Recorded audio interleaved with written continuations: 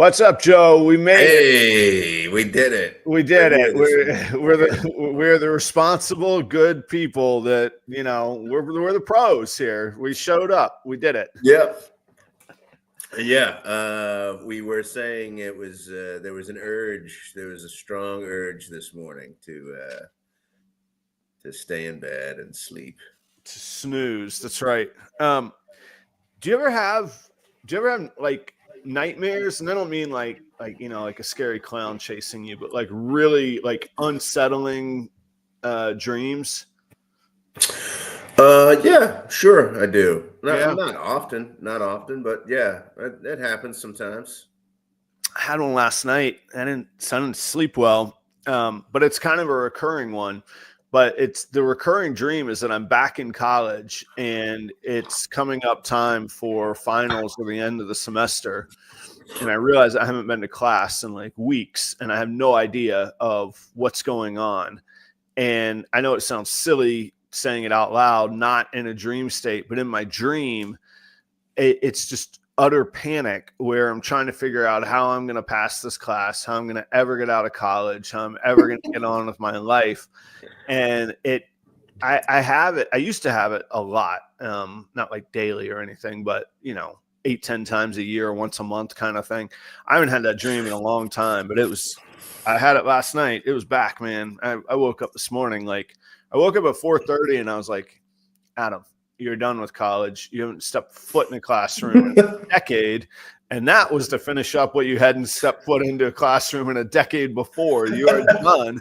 And I was like, all right. So I go back to sleep and the dream comes back, except that it's the end of the semester and I've got to move out. I guess I have tenants or roommates that the endless struggle of roommates, who owes what on the bills and who's moving out when, and are we going to get our security deposit back? And it was just right back to everything, So anyway, I wonder why that is. I mean, you're not a school guy. You didn't really like school, or it just wasn't your thing. I loved everything except for the classroom. Yeah, I found it. I hate to admit it. I found it largely impractical. I really didn't know what I was there for, other than I was like supposed to be. And to this day, I kind of feel that way. I mean, I did learn, and I benefited from going. So I mean, I should go. But yeah, I don't know I struggle with the practicality or the reality of the cost versus the reward of. So you wonder, why are you having this dream now? Do you put any stock in what happens in your dreams? Not much. No, right. But if it's a recurring one, it does kind of go, yeah. Well, I mean, it causes it in my sleep. It causes me incredible stress. I wake up and I'm full of relief. I'm like, oh, fantastic, I'm good. But maybe you're doing something outside of your comfort zone. Well, yeah, I'm always outside, but yeah, I always have too much going on. Maybe that's why you have the dream. I don't know. I don't know. That's just. I don't know. I'm feeling. I don't know. It could have just been, copious amounts of Christmas Cabernet. The ghost of Cabernet past. I don't know. That happens too. Yeah, man. Merry Christmas. Merry Christmas, man. Yeah. How was your holiday? Forget psychoanalyzing my dreams. What did you do? Well, we stayed here because Kelly is the COVID went from me to Charlie, and it's like it didn't go fast. We all thought we were good, and then boom, another one of us would pop. So that's right. Yeah, so Kelly just popped positive on COVID. So there we are. So it was just the three of you. So that's great. Yeah, we hunkered down. It was just the three of us who watched some football, played some Catan, got some, happy gifts and family time. By the way, for the audience showing up, like we're supposed to show up. The audience, good for you. It's the day after Christmas and you're here. This is fantastic. Good for you guys. And I don't know what it means. I admit I haven't had time to Google it, but happy Boxing Day to everybody around the world celebrating that momentous special holiday. Mm-hmm. I don't know what it is either. I don't know either. Yeah, nothing. Got it. My grandparents celebrated it in Canada. I have no idea what it is, though. I've gotten to the stage in my life where I go, I used to know what that meant, but I don't know anymore. That happens often. I go, I used to know that, but Yeah. it's not there anymore. It just didn't stay. Well, yeah, we're just old. But, well, I mean, we get to choose what we care about, too. Like, yeah, I used to know that. I don't care anymore. Yeah. Doesn't bother me. What about you guys? How was, and you guys, did you have the 11-foot tree this year? You did the whole shebang? Yeah. You want to see it? Oh, you guys are great about it. You should show it off, actually. Most of the time, I would be like, no, not a chance. But you guys are worth it. Yeah. Why? Most of the time. What do you mean? Well, you know, when you go to somebody's house and they're like, do you want the tour? And you're like, what do you got? Some bedrooms? No, I don't want the tour. Like, but yours is worth it. Yes, right. This is our tree here. Yeah, look at that thing, man. It's awesome. Great job, man. Great job. Actually, we do. She does a lot of stuff. You guys decorate great, man. Yeah, the thing there. Yeah, we had a good time. It's always really it's festive. It was a lot though. We got to about so we served dinner at our house last night. It was just 6. It was just me and Chelsea and the kids and Chelsea's parents. Okay, I didn't know if her parents were back in town or if they were wintering in Michigan now. No, they got the hell out of there. Smartly, yeah. Yeah. So, but we got to it was like I don't know. We just started to make dinner, and it was like, oh gosh, we're exhausted. We're just It was like, and since I saw you, we did something Thursday night. We did a thing. We had people over on Friday. We went out on Saturday night. We had people for football on Sunday. Then we went out on. It was ridiculous. Then we had somebody over on Christmas Eve, which was really nice and relaxing. But still, it's like I'm just ready to sleep for 5 days. Yeah, well, there's like a physical toll. Like I'm not like. Don't get me wrong. I'm not like stumbling around drunk or anything, but you eat, you drink, you're going, even when I'm not going and hanging out with people because we're sick, we're still just like, all right, you have a little something here, do this there. You're not sleep. I don't know. I agree. It's exhausting. It's fun, but it's exhausting. And I lose track of the days. I literally, yesterday, I didn't realize I had to do this morning for most of the day. And I was like, oh, all right, well, I'll get up. And then there's like all of like life that you haven't been keeping up with to catch up on. Like this morning, I've got the snakes don't know that it's Christmas. They don't care. Taking days off. Their poop isn't. I'll tell you that. But I am a super geek. So yesterday, part of my holiday festive time was, it's an exciting time of year. When the temperatures drop, they start building what's called the follicles. And that's the start of what will become eggs. And so that's when you want to start pairing them. And so, I paired 13, females yesterday, which means there's 26 snakes currently trying to convince each other to breed, which they do by secreting an incredibly pungent odor. And I walked in this morning. I was like, oh, I gotta do gosh. I had a nightmare about college. I got to get up early. I had a lot of Cabernet. And these snakes smell. Oh, my gosh. I don't think I'm going to eat today, actually. You're going to skip it all? I'm just going to skip eating today because I've had too much food and too much rich, food, and thick and food. Yeah, it's too much. Right. Let's go down the list. Did you have prime rib? Did you have the fatty beef? No, I didn't. Did you have foie gras? Do you have any fatty goose liver? No. How about smoked salmon? Fatty salmon? No, no. What have you been Well, eating then? What are you doing? Are these the things that you're supposed to eat on Christmas? I don't Heck know. yeah, and they lead to gout, man. That's how you know you're doing it right. You get a little gout at the end of middle age. Do you have gout? No, thank God. No, I have other ailments, but no, I don't have Really gout. gets gout. And actually, my heel is hurting. It's been hurting for a few months now, and it could be gout. I don't know. I'm not sure. Now that you mention it, my heel hurts too. My left heel is hurting. Is that the signs of early gout onset? I don't know. I don't have it diagnosed, but my brother gets bouts of gout, but he's gotten it since he was younger too. Oh yeah. I think I just go, oh, this is just like plantar fasciitis or something like that. Right. It's just like a tendon or something like that.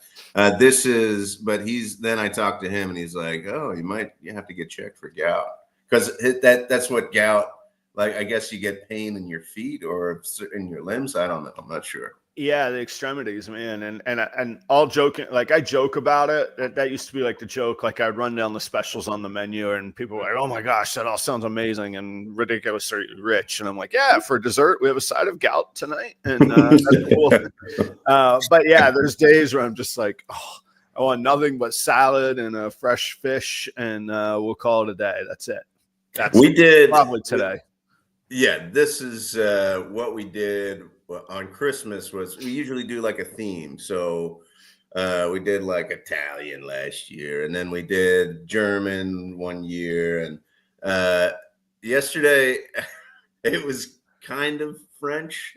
Okay, all right. What'd you guys do? Do you do like the holiday tradition or just the culinary? No, we like, just food? tried to pick like French All right. dishes. So we did like a ratatouille. We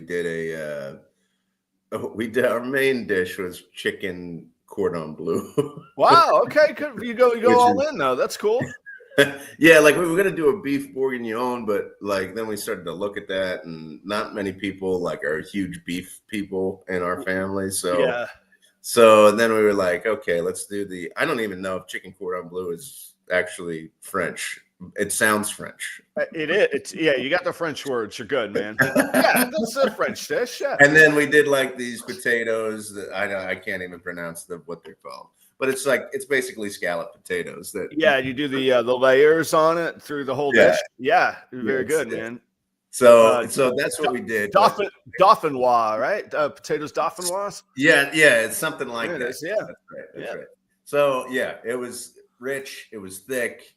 And I didn't have room for dessert, which really pissed me off. So that'll get you going. All right. So that's what pisses me off. What do you do in the doldrums between Christmas and New Year's? It's like this vacuum of time and responsibility where we get out of rhythm. The kid, he's off his rhythm. How's he going to go back to school in a week? He's going bonkers on video games. Let me tell you, parents, when all else fails, go get your kid 10,000 V-Bucks. I don't even know what it means, but I did it. And I was the hero yesterday. That's what you do. Is that like a video game thing? Yeah, I think I'll joke aside. I think it's Fortnite, and I think that's how you go to like the Fortnite store and you can buy stuff with V-Bucks. Oh, okay. And, all right. Yeah. That's what you do when you don't know what else to do. That's what you do. Let's see. Well, I have to work. There's a bunch of stuff I got to do for work yet. So, but it is kind of like today you're going back. Yeah. Oh, it's going to be horribly unproductive, right? Today and tomorrow, nobody's heads in the game. I have to get things done for the beginning of the year. So it has to be productive. It has to be productive today, tomorrow, and Monday. And plus we have a new person that I'm supposed to, try and get ready for. They're starting now? They started a little bit ago, but okay. All right, I got you. All right. Things that it's the first day today, though. Like, could you imagine being like, all right, it wasn't first day? Yeah, okay. Oh my god. No. I'm no consultant or anything, but I have opinions about whether they should start today. But I don't think I'm going to keep hours. Like, like Aiden keeps saying like, "Oh, let's go fishing, let's go." And if he wants to go fishing, like we'll find a spot to go fishing. We're gonna go do 2 some hours. fishing. Yeah. Yeah. So that's what I'm going to be doing. And plus, it's a time of Adam. It's a time of reflection. It's a time of looking backwards. There we go. It's just what we do, right? And then it's a time of looking forward and setting goals for the future. That is what we do around here. That's agree. what we do. That's what we do. So yeah. So it's getting those things done that you keep saying as well. You know. Yeah, I'll do that. I'll do that. And then I have a little bit of extra time. I'll do it. I'll get some things done this weekend. There you go. All right. That's good. I too, today is back to work for me.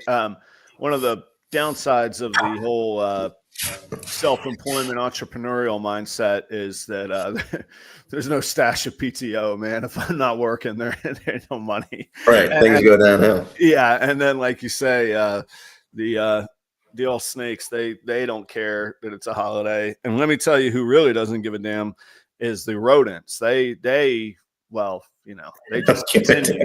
And Thursday is rodent day. That room's got to get flipped. Perry will be here later, and the car wash waits for nobody. It's been a warm week, man. We got to go see who polished up their cars this week. So I got to get down there, get ready for. Hey, did you get the snow out? Did you get the snow out? Yeah, I bought a snowblower, man. That's what we did. So instead of, actually, speaking of good things this year, huge thanks. Let's see. HusbandryPro, they definitely chipped in on some those people that weren't watching. It costs like $60 to get your driveway plowed. And I was like, that's a lot of that's 90 car washes I got to sell. I was like, I don't think I'm doing that. So I got to shoveling here at the house, and I was like, this ain't going to cut it. And so then I got to looking up what a snowblower is going to run me. Now, admittedly, in Minnesota, the locals chuckle at me a little bit. But they had a gas-powered, not one of these battery plug-in things, little gas-powered, little engine that could, homeowner version, on clearance, half price. They were down to 2 of them. Scurried down to Menards, got the last one. Display model, real bonus because it's already assembled. Fantastic. Throw it in the truck. Let's go. Half price. So out the door for under $300. Hey, okay. Right? Like, I'm blowing snow. I don't care if this thing only gets me through one season. That's better than paying for the $60 a plow. And so I got to give huge thanks to HusbandryPro, and the Herp and Harbins came through. They threw some pretty good coin in the old tip jar too. And the real benefit is that, I bought it for the business, but the business is kind enough to loan it to the old homestead too. So the old twofer, and you get the deduction, just good business all around. That's great. Yeah, that's awesome. Yeah. Good job. Yes. So and it works well. Yeah, pretty well. There's a art to those things. They're kind of like a clunky old, well, I don't know. It was the first time. I didn't grow up in this culture of snow blowing. I don't know. It reminds me of an old lawnmower that every now and again, if you're on flat land and the grass is only yay high, you're doing pretty good. But you get a little bump or an anthill or a root that's above the ground, you got to watch it. And that's kind of the thing with the snowblower. Like if you have a real smooth paved driveway that doesn't have like the concrete pieces or whatever, it's going to go right away. But if you get some bumps in there, you get some clunky snow, or if you get a rock, man, it doesn't care what it throws. It's called a snowblower, but it'll throw anything. So you got to be, you got to have a little bit of, like I say, it took a little getting used to, but I cleared the whole car wash driveway in under an hour, and my own driveway I had done in, I don't know, 30, 40 minutes. So that's great. Oh yeah. That's good. Yeah. The bending and the heaving, all those days are behind me, man. I'm done with that. Good for you. Good for you. Making moves. Yeah. And I would be remiss because I'll forget if we keep going on. Speaking of Herp and Harbins, and some other folks.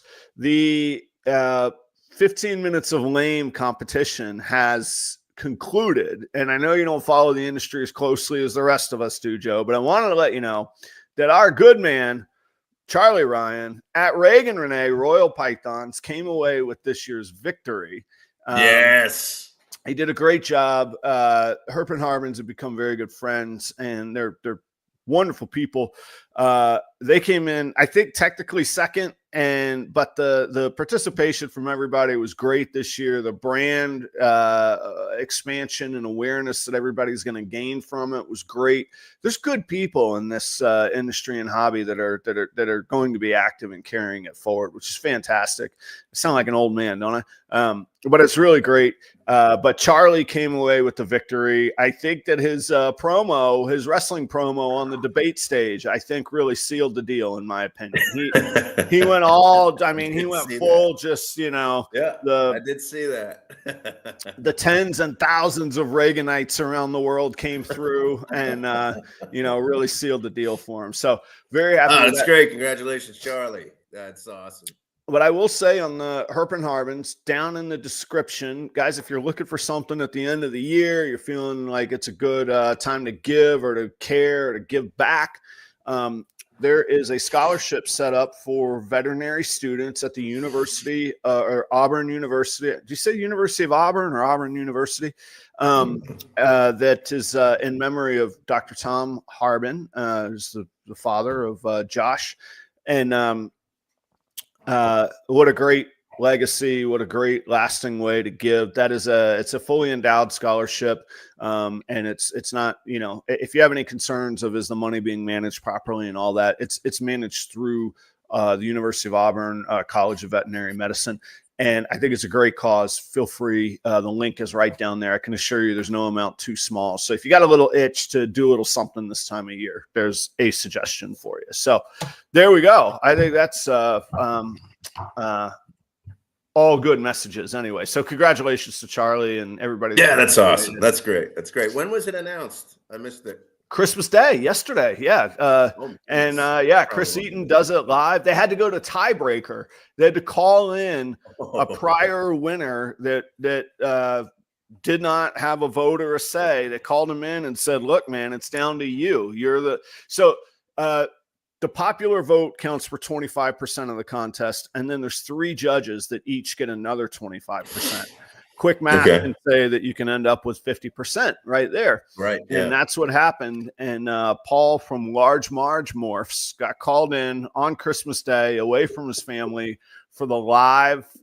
So Chris Eaton, the host, didn't even know who won when he went live on the air to announce it. Wow. That's awesome. That's really fun. Yeah, it's pretty cool. It's pretty cool. It's good for the industry. And so anyhow, do we want to get philosophical? Now, I don't think that today's the day to lay out goals. I just did a goals episode, and then we'll probably do like a resolutions, but like the philosophy of goals. Is there value in it, Joe? Is it fulfilling? Is it useful? What does academic philosopher Joe say? Or personal Joe? Do you make goals, or do you just say screw it, take life as it comes? So personally, I don't set goals. Not usually. Like, okay. I'm much more of a, okay, what is life bringing to me? What am I feeling? Let's take the next step. So I wouldn't say there's long-term goals. I focus more on the next step and the next step and the next step. And usually that works. Usually that has really worked for me. I think as I get older, though, the importance of goals is having more of an impact on my life, because I do think that they are helpful, that they work, but you have to have a strategy along with that goal. Those milestones, those steps, you've got to plan that out and make sure that the end goal is achieved by meeting all these intermediary steps. Well, that's what I was going to ask. Like, all seriousness, no judgment here, but it is foreign to me, so it's hard to be unbiased that way. You said that you don't set, like there's not like an itch to you to set goals and know how you're doing. Like, how do you like,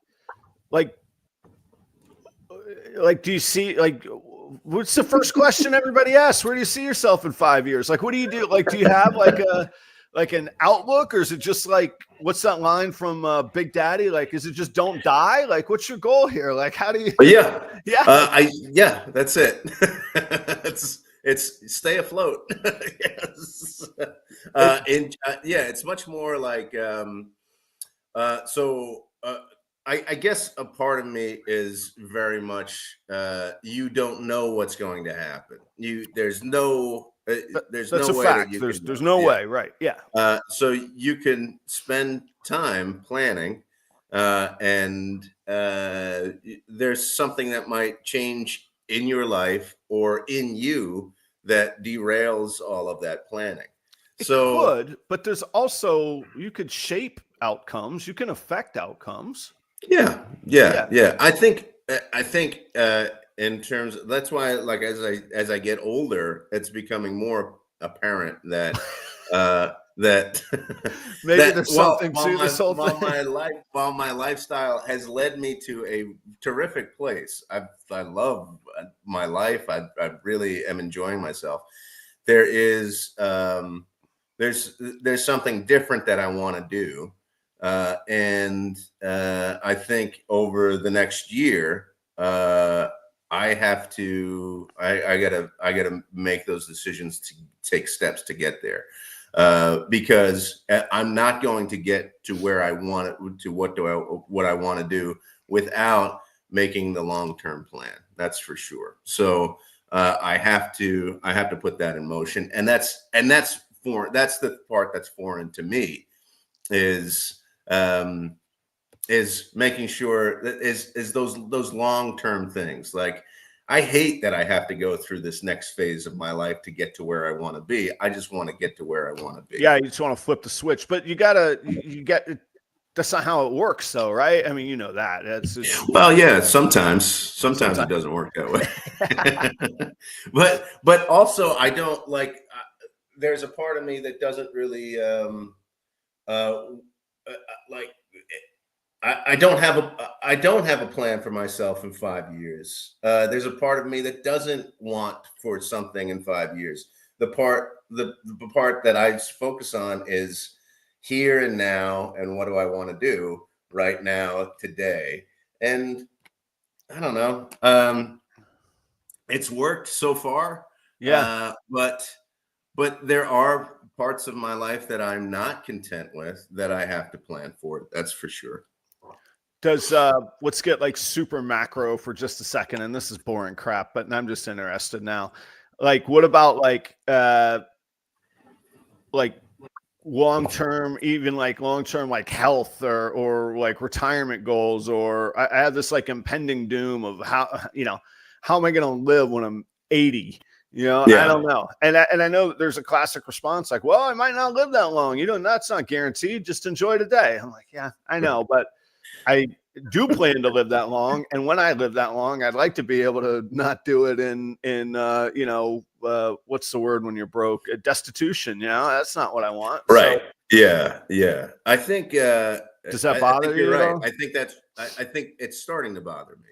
And okay. It's probably starting to bother me later in life than it should have. What I've done about like something with retirement, like I do like that there are, when you work for a company, that there are retirement plans that you contribute to and stuff like that. So but I don't like to think about it. So I just go, contribute this much to it year over year, or this, so it's not something that's first and foremost in my mind. But also, what I want to do with my career as well is something that will help me in that regard. Okay. All right. Yeah. And there is a benefit to what you're talking about. If you participate and you forget about it, it's really nice, because you don't miss the money, and B, it grows.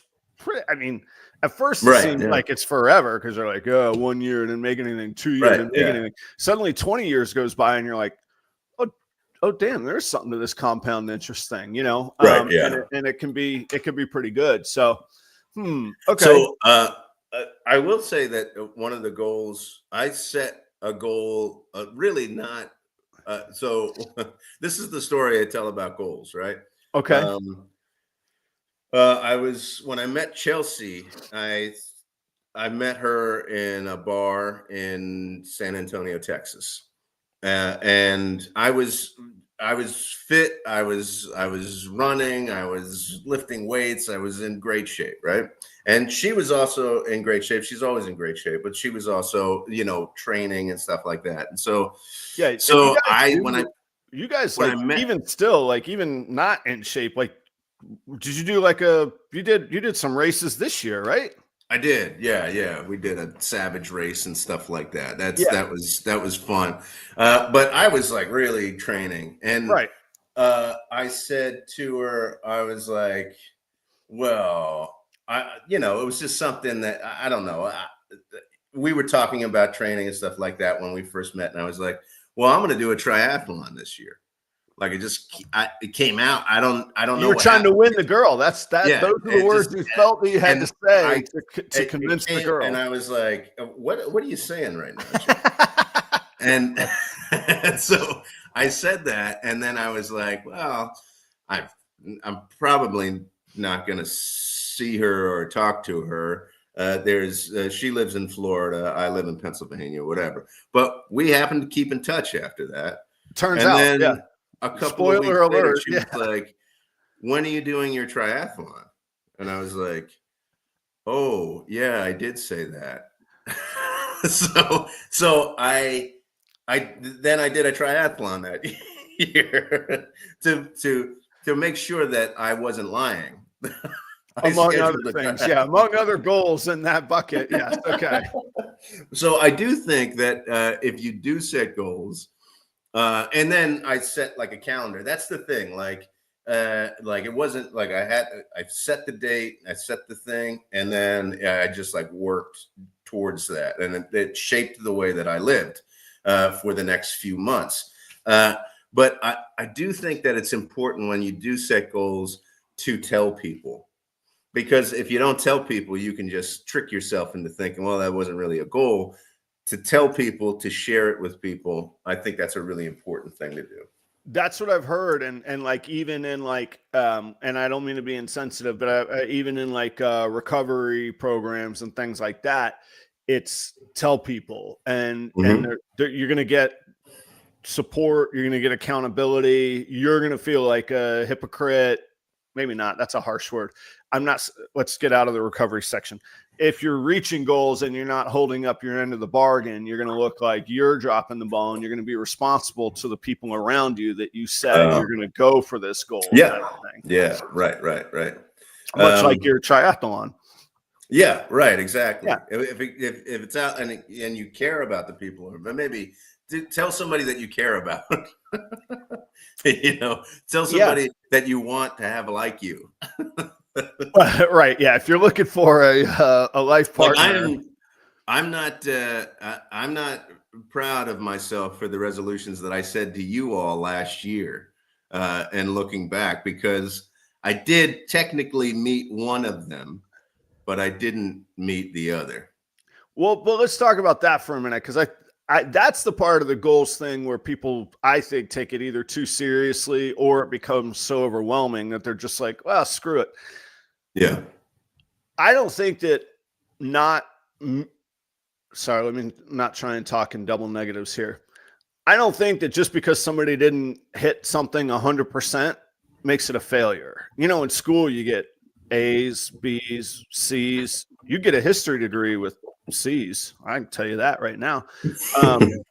And I've heard rumors you could do it with D's. I don't know if it's true or not, but you could do it with C's. So we get these grades, but in all seriousness, you can learn from them. It doesn't mean the goal just goes away because you didn't get 100%.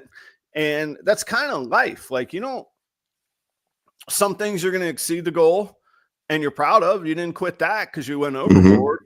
And then likewise, like something that maybe was a poorer performance than you wanted, doesn't just go away. You learn from it and reevaluate. Yeah, that makes sense. I just never thought of it that way. Yeah. Well, I like it that way. And that's why I like measurable goals, because I can go, well, I got to 87% of it, or I got to 134% of it. And then I can pick apart, all right, here's what worked and here's what didn't. And then I can implement that. Now, that stuff works really well in like finance and stuff. That doesn't work as well in like, hey, I want to get excited and knowledgeable about pickleball, which isn't actually one of my goals. But if it were, you know what I mean? Like that's a little bit harder to quantify. And I tend to focus on like business and finance. So I love that stuff. But I could be better about like, hey, I just want to spend 3 hours a week fishing and spending V-Bucks with my boy. But even that's measurable too. I think it is really measurable. To go measurable, and then you can evaluate the measurement. But if you don't have a measurement, I think it's hard to say whether or not you achieve the goal or not, right? Then it just becomes binary. Like either you wildly succeeded or you wildly failed. And most of life is neither of that. Most of life is if we're lucky, it's a solid B-, just slightly above average. Satisfactory is a really solid goal. We've talked about SMART goals before: specific, that's measurable, right. achievable, relevant, and time bound.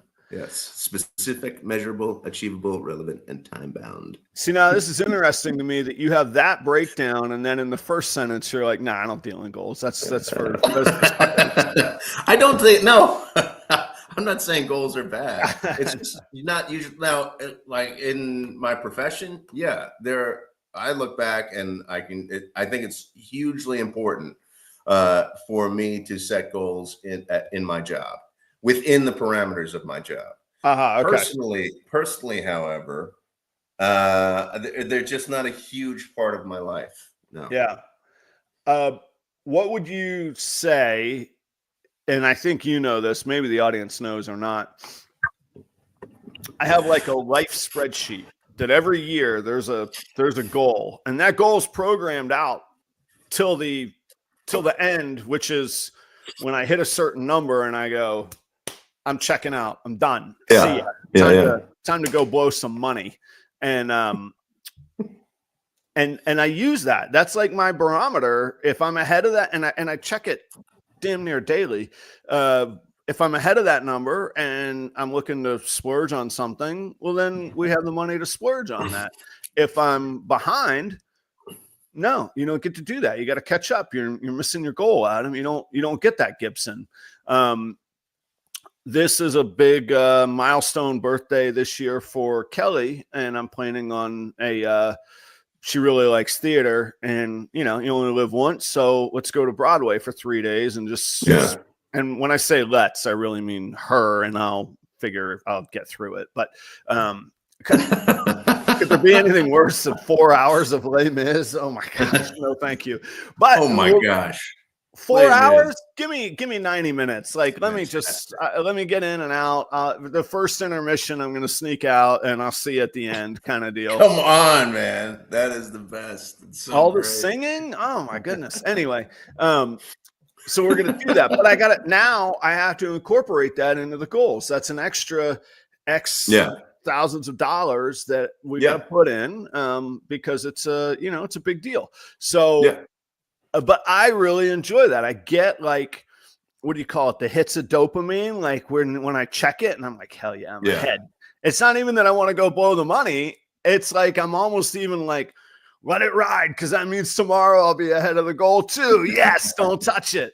So I love that, and most people think I'm clinically insane when I tell them that.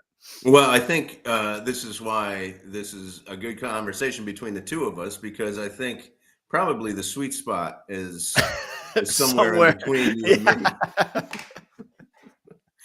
Because I listen to that and I go, yeah, I wish I had more of that mentality. I wish that I found pleasure in that kind of thing. But even the way that I'm speaking as well indicates that my affinity towards fun and pleasure and feeling good in the now, as opposed to I'm going to plan for my health and benefit in the future. You know, Well, and I don't. So I'm trying to. It's always been a constant struggle to shift from living completely in the moment and going, well, you only live once, that kind of thing, to, well, let's set aside some things and let's take some steps to where you really want to be, because ultimately all of that fun is great and it's wonderful, it's fantastic, but it can lead to areas in your life where that are deprived of certain things. yeah. Well, and let me flip the switch a little, or flip the script a little bit too. This is crazy, and I know that maybe it's just me talking to the man in the mirror here. Mm-hmm. That's actually fun to me, Joe. Like, Yeah. It doesn't sound fun to me to go on a cruise. I know that sounds crazy. That sounds like an ordeal.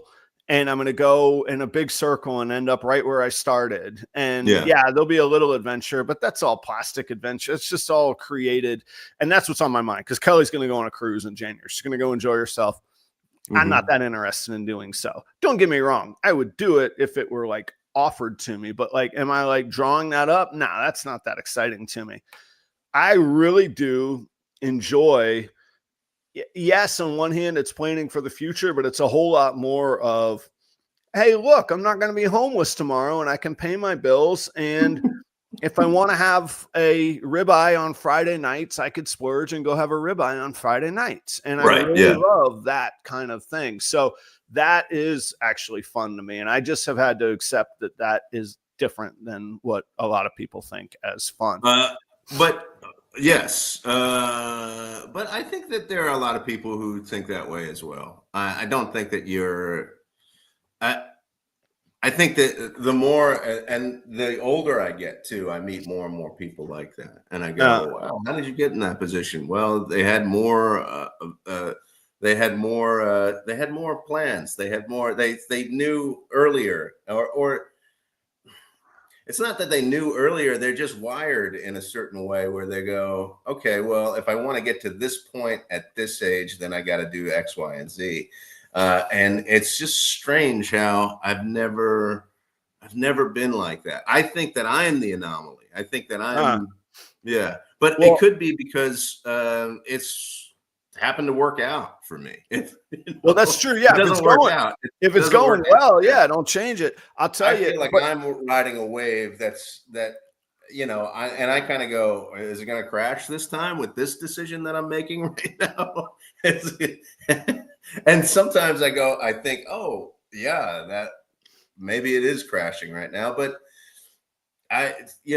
there's also something to be said about like, well, I can get myself out of this. This is fine. I will invest in myself. I'm going to take this. I'm going to invest in myself. I believe in myself to be able to get through this moment right now and move on to the next. I think like I'm saying, I think if I could temper that with, okay, let's take some steps. Let's put things into position where it's going to get me to a place that I actually do envision in a few years, then that would be a really helpful thing for me. And putting people around you like you who have that mentality is very inspiring. It's really inspiring. Well, I'll tell you, and I'll pull the curtain way back. Mine largely, that outlook came largely from massive failure and disappointment, if not total trauma. I worked for Ruby Tuesday for 10 years. I was, by all accounts, very successful with them. I started as a dishwasher. By the time I was 25, I had the keys to my own store with my name on the door, all of that good stuff. By 26, I had resigned and quit. Let's just call it quit. Resign, you do professionally. Quit. I was out. I was done with Ruby Tuesday. I had enough. And I had nothing to show for Joe. I was broke. I had nothing, man. I moved back in with my father. I had this killer resume for a 26-year-old, and I owned a mattress, a guitar, one suit, and a washer and dryer. And that was it, man. I had nothing else. And I I got the job with the PGA Tour, but I had to pawn that guitar to buy a second suit for the second interview. And that was about the lowest I ever felt in my life, being patronized in that pawn shop, needing money. And I remember saying, I'm never effing doing this again. And so I got that job, which actually didn't pay as much as Ruby Tuesday did at the time as a general manager.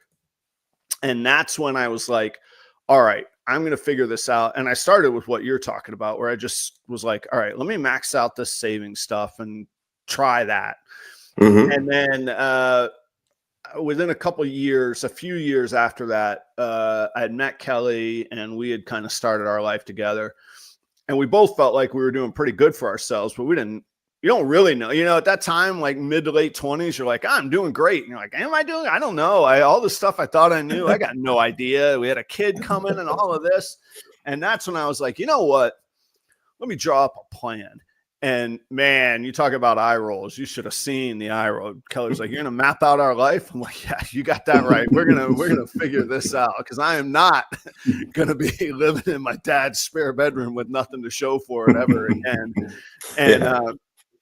And she was like, well, goals are nice. That's kind of a neat little idea that you have there. And that was in, I think I started the very first year was either 2011 or 2012. And that same spreadsheet is still updated nearly daily. And I love the end of the year because I really like fine tune it. I really like set everything even. I really dig in. Like what is the, what's the equity in the house? What's still owned on this? Is there a value to the business?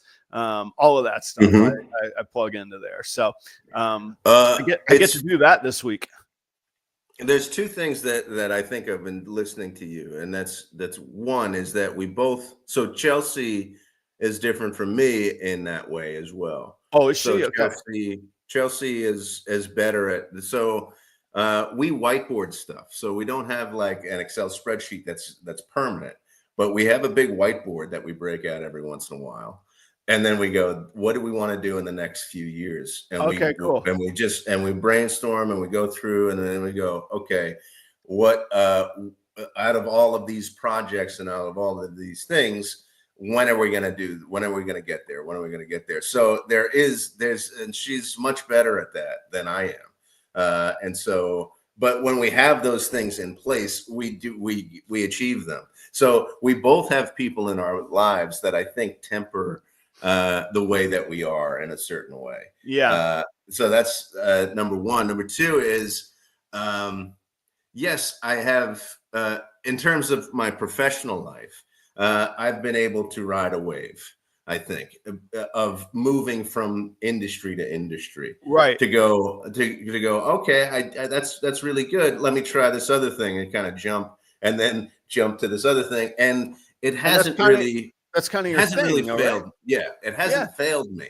But if it had failed me, I wonder if I'd think differently about these things than I do now. Yeah, we're all shaped by our experiences. Something that struck me, which is really basic, but I don't know why I didn't bring it up earlier.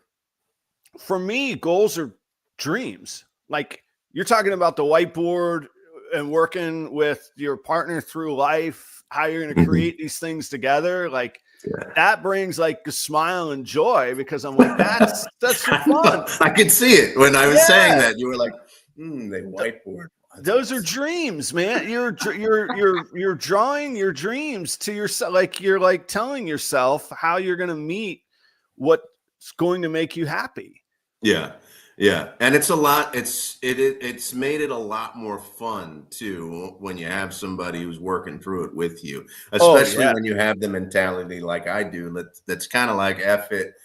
I just want to have fun right now.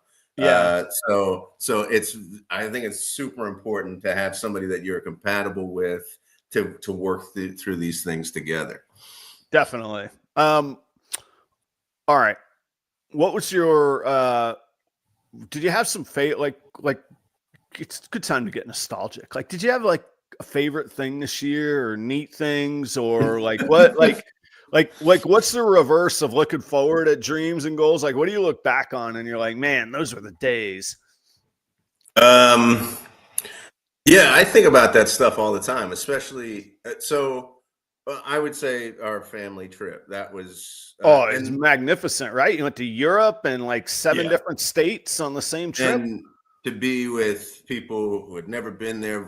I never spent a lot of time in Europe, and to be alongside of people like Aiden and Raleigh, and to experience those things with them for the first time, and just like and nonstop. I know that it was like that trip. Like I look back and I go, oh, when it was over, it was exhausting. We went from thing to thing to thing to thing. We had everything planned out. We used an app and everything. Right.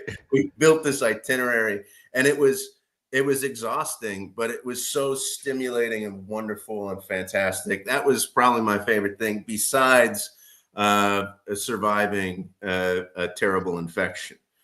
That was you had an organ cut out of you, like somebody, a doctor. That's not even the word. Like like an appendectomy is not really that bad. It was the infection that caused the appendectomy that was really bad, and that was. I mean, I forgot you were laid up. Yeah, there were weeks that you weren't here. I was like, I don't have a Joe update. I haven't heard that he's dead, so I'm guessing he's kicking. But otherwise, I don't know. Right. Besides that, I would have to go family trip. That would be great. That was fantastic. Really good. And seeing Les Mis in the West End was one of my favorites. I know. Come July, I'm going to have to, suit up and go get through some of that. Well, what about you? Looking back, I mean, it's got to be the last couple of months, right? Well, so when if we go all the way back to the beginning of January, it was a really uncertain time. We had just moved to Minnesota. We had uprooted our lives yet again and moved here. For people that don't know, I moved in 2021 from North Carolina to Florida, which was a massive move, leaving my job, leaving a home that we had made, going back to Florida. After 2 years in Florida, I was like, we're doing fine, but we're not like we just weren't happy. We weren't that fulfilled. And I was like, all right, where to next? And Kelly had always moved supportively with me, but it was always my job that kind of dictated where and when we went and how things went. And she was like, you know where I'm going to say we're going? And I was like, this one's on you, babe. The rest of the past decade and change have been on me. And so off we went to Minnesota, and we were and that was in September, man. We were we didn't close on this house till September 15th. So January 1st was only 2.5 months. And there was a hell of a lot of uncertainty, especially dealing in the reptile industry, in a place where the average temperature for 90 days is below zero. That doesn't compute, it's not compatible. So for me, one of the things was just, instead of it being like one boom moment, it was this steady sort of, hey, this is doable. Hey, things are okay. Hey, your brand is growing. Hey, you can do this. Hey, you're doing all right in this local market. Hey, you're going to survive. And then getting to a point where I could dream of the future, i.e. buy a car wash and stuff. But that's all like business stuff. The cool like family stuff is that we all did that too. Like Kelly spotted this house. It was more than we had wanted to pay for a house, but it was like, hey, we really think we can be like super happy here. It's a good fit for our son. It's a good neighborhood. The community around us is nice. The house is nice. I like it. So all of those little things that we just rolled so many dice on and pushed, whatever the analogy is, so many chips into the middle on, they worked. And I haven't run a restaurant all year.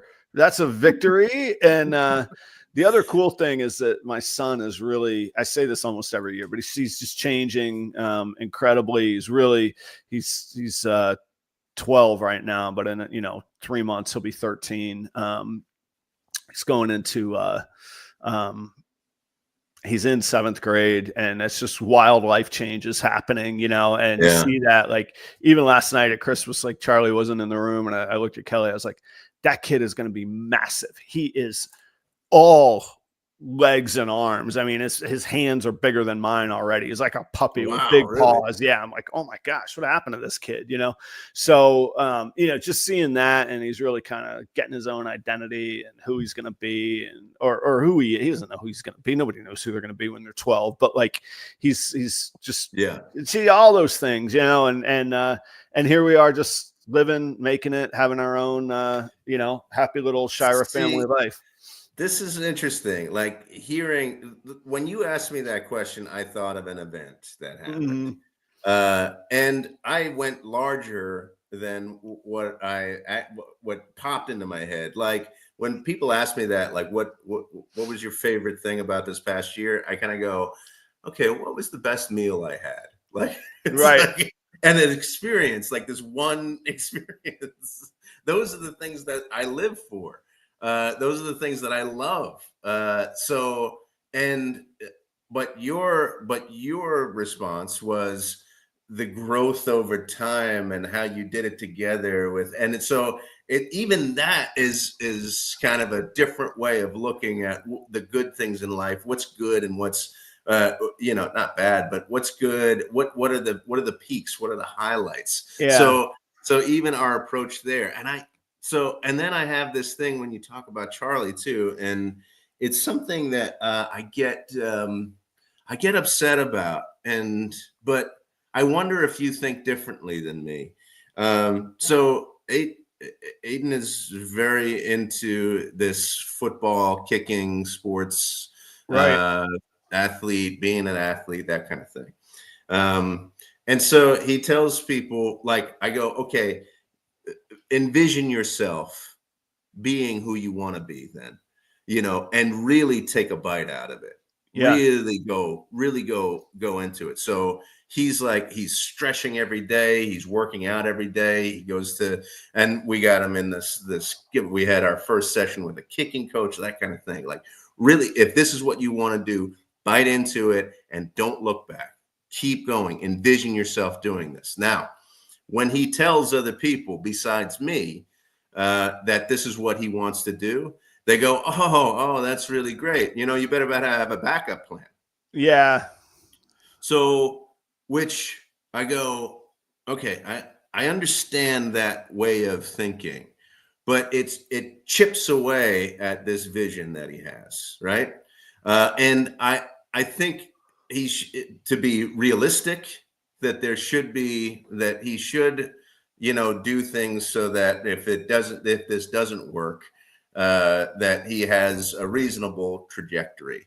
But it's so hard for me to hear that from other people, because it erodes his vision. It kind of discourages him. Like, well, I'm going to try this, but I'm really not going to do it. Right. Like, have the clear vision that you can do this.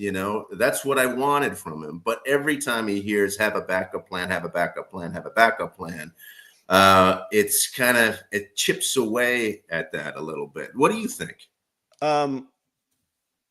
This is probably going to go against every pragmatic thing you've ever heard me say, but I'm with you, Joe. And I've lived that for a couple of years, like looking a family member that I really respect in the face, or like, and look, my family's been wildly supportive if I take everything into full consideration. But let me tell you the number of times somebody's like, well, at least you got your career to fall back on if that whole thing doesn't work out.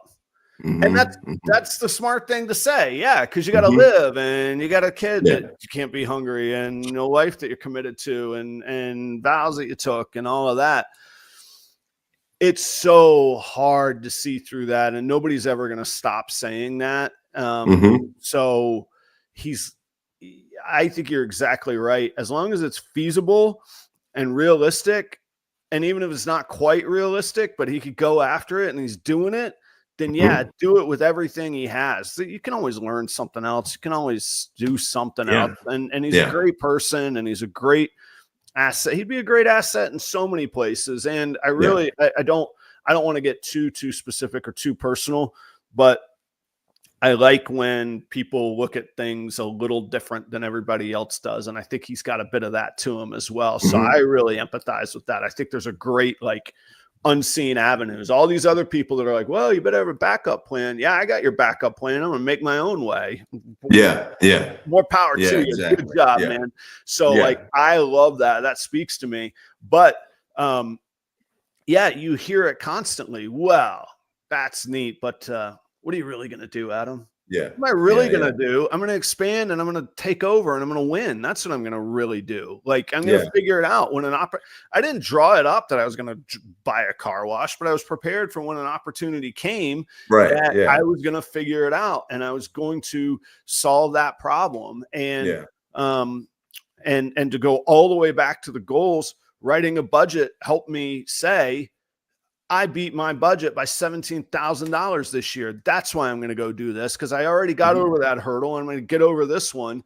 And I'm going to leave that career that I don't want, that was unhealthy, further back in the mirror. Like, again, I don't want to get too personal with Aiden. I'm not going to. So for me, why would anybody say, well, at least you could go back to that when it was unhealthy? I was missing my son growing up. I was working 80 hours. Oh, just because I had some nifty bottom line that everybody respected while all the other stuff went in the trash, and including my own health? No. Why would you? Oh, well, if that doesn't work, why would you say that to a aspiring young man? Oh, all the stuff that you didn't think was that great. Well, at least you can go back to that. Yeah. Sorry, exactly. That gets me fired up. I hope he does well. I hope he kicks the shit out of that ball. Yeah, I think he will. And I think even if you have this vision and you go for this vision, you're going to, and maybe it doesn't play out. Maybe it's not. Maybe you end up buying a car wash, right? That's right. You at least have this vision, and there's something in the periphery of what you really, really want that you actually end up doing. Maybe it's coaching. Maybe it's training other people. That's right. But it's still about the thing that you love, that you want to do. I think that's amazing. I think that's amazing too. What he doesn't realize is he's going to be, for all the time that a kicker stands on the sideline. Do you know how much we always we hear like that Bill Belichick is this amazing football mind. Do you know how much you could soak up from standing next to that dude as a kicker your whole career? You're exactly right. Okay, so you're not the greatest kicker in the history of football. You could still be immersed in the game that you love, or soccer, the mechanics of it, or hey guys, here's what I did when I was 16, and this dude on his podcast used to describe the balls as rockets coming off my feet. I could show you how to do that. There's such a wealth there of opportunity, man. I hope he does fantastic at it. And I sometimes like that. How I lived my life is helping me to say that to him. I wish that I had that pure vision and didn't listen to people going, well, that's not going to happen, so go and do this other thing, or and it wasn't, I was very encouraged and people were very supportive, but I wish that somebody could have just said, what is your vision? Imagine you doing that, and really, really go for it if that's what you want, instead of going, well, that's not really going to happen. Yeah. And especially with supportive, parents and family around them and all of that. The people saying that you need the backup of the other stuff, that comes from a place of care. It's not that they're wishing it doesn't happen. They're not working against it, but it also makes me think how many goals have they chased that didn't work? Like I talk to my father sometimes, and he says something like, oh, I'm amazed you're doing this. It's great. I'm really happy for you. And that's wonderful to hear. And I tell him, hey, Dad, when you were 40, you checked out of he was a software developer of the year for Java in 1997 with Sun Microsystems. Fantastic. He checked out and he went and bought a guitar store in the mountains. Didn't work. 2 years later, he walked away from that and went back to his career. And he's like, I wasn't able to do it. And I was like, that was so inspiring. Like, you took a leap. Like, at least he doesn't have that itch now to go, man, I want to own a guitar store. Now he knows the margins on a guitar store aren't that great, and maybe in a town of 4,000 people, the well isn't deep enough, and blah blah blah. And he probably learned all of that, but he did it, and he like, I think that's amazing too. I would rather experience it and fail with some sort of safety net and a hedged goal versus, man, I never tried to kick that ball like as well as I could. You know, yeah, like, right. Yeah, you got time, you figure it out, and he's gonna do. He's a machine, man. I'm impressed. I'm impressed with both of the kids, but in this very specific situation, like, I think it's an amazing opportunity for him. Thanks, man. Thanks. Yeah. So there. Oh boy. Well, we went overtime. That's because it was good, man. We went with quality and quantity today. We got on a roll. You know, if we just skipped the first 7 minutes and went 7 minutes over every time, we'd have a real homer, you know, a real hit. It takes us a little runway, I think. Oh, especially the day after Christmas, man. Yeah. Now the synapses are kicking and I'm on my way. But yeah. Well, Joe, I think we do this again on the day after New Year's Day. We'll be fully pickled by then, even more exhausted. All this, we're ready to take a break. We'll be way in the rearview mirror. We'll be ready for a new break by this time next week. And so we'll look back on our resolutions and then we'll develop some new ones. Sure. Okay. That sounds good. We will. There's our show prep right there. We'll be ready. The resolutions episode. So now, like I say, I just did the goal show. So the resolutions might be a little more personal rather than business related. How about that? Yeah. That sounds good. All right. Well, audience, thanks for hanging out. Real troopers. If you were here live today, and if you're on the replay, kudos to you for sleeping in and not screwing around with these two yahoos in the early morning of the day after Christmas. We want to thank our sponsors before we go. Reagan, we do. We snuck in a few. We snuck in a few mentions there, but one person we didn't mention was Keith at Kreative Genetics. He's been a good partner this year. Clown Xanthic project stuff. He's also got some super gravel clown stuff going on. And I know that he also has worked with Stranger in single, double, and triple hat combos as well. So check out Kreative Genetics. It's been a fun year working with Keith on that. Reagan, Renee, Royal Pythons. Congratulations to Charlie for winning the 15 minutes of lane. Behind all that, he's a hell of a good breeder. Go check out the stuff he's got on Morph Market and keep yourselves organized and your data in one place, and you can put in all kinds of great systems and processes with Husbandry.pro. I do it myself. That's how I paired 13 females. 26 animals got paired yesterday. Can you imagine the spreadsheets and the written notes and all of that, the clips and the color codes? No, just scan your barcode, put the info in. Husbandry.pro, use the promo code PRoyals60. If you go to properroyals.com, there's a banner right there for it. Click right on it. Time for the worst dad joke of all time, Joe. Are you ready? Okay. See you next year. No. Yeah, see, told you. I wish these buttons, I had, we should have just ended it right there. Adios, folks.